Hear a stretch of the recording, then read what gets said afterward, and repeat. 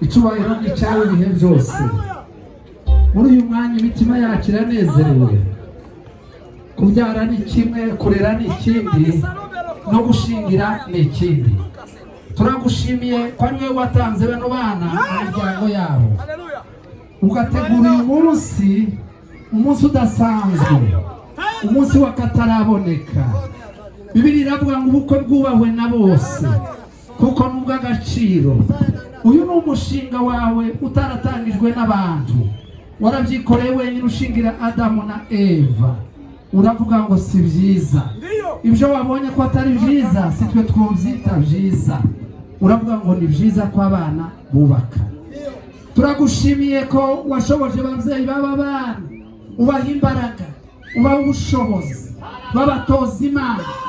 Ntibaca inyuma y'itorero, nabyo biri mu gukorwa, byatangiye kera n'ubu ko birakorwa.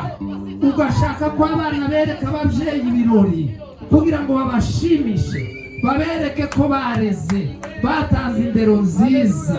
Nushimwe kuri iki gikorwa, turagushimiye. Wakoze ibikorwa byinshi kuri aba bana, wabanye nabo bakundana, ubana nabo bategura kino gikorwa, bakigeza ku babyeyi. Ababyeyi barumvikana, bahana umunsi ari uyu nguyu, baciye muri murenge, barasezeranye mu buryo bwa leta, ibintu byose bigenda neza. Mu kanya bavuye imbere yawe kubiyamiriza abantu batari bake, n'imbere yawe kukubwira ko ubishizeho icyemezo cyo kwemeza ko abaye umugabo n'umugore. Tugeze hano kubwo kuza kuvuga amashimwe y'ibikorwa bitandukanye wakoreye ababyeyi b'aba bana ndetse n'aba bana.